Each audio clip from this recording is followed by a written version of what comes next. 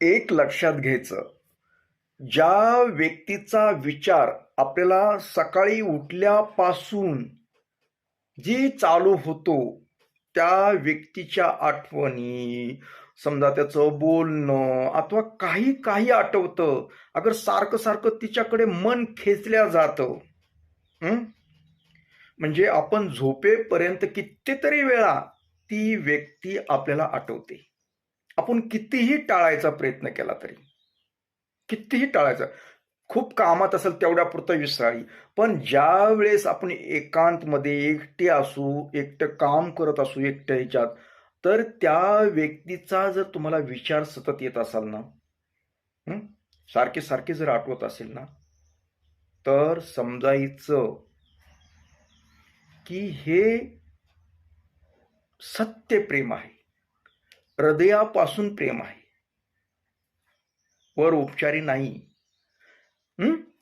कदाचित तुम्ही त्या व्यक्तीला बोलत बी नसाल, काही नसाल, पण ती सतत सतत आपल्याला ते सिग्नल देत असते.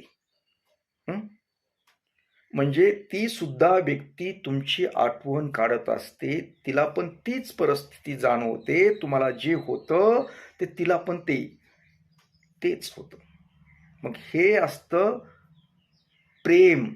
ही ईश्वरी देणगी आहे. इथे वासना वगैरे काही नसतं. आणि ही खरं प्रेम म्हणतात त्याला, ही नैसर्गिक प्रेम म्हणतात त्याला. इथे शारीरिक प्रेम वगैरे काही नाही, शारीरिक आकर्षण म्हणतात हे याच्यात नाही मोडत.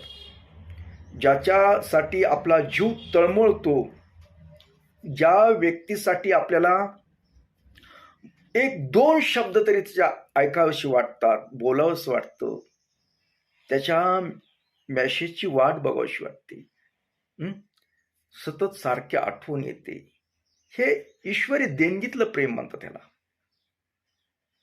ती कशी असेल, सुंदर असू न ते तिथं काही देणं नाही. ते कसंही असू, ही जी निसर्गानं जोडलेलं आहे, ईश्वरी शक्तीनं जी जोडलेलं असतं ना, हे कधीच नाहीसं होत नाही. आपण कितीही प्रयत्न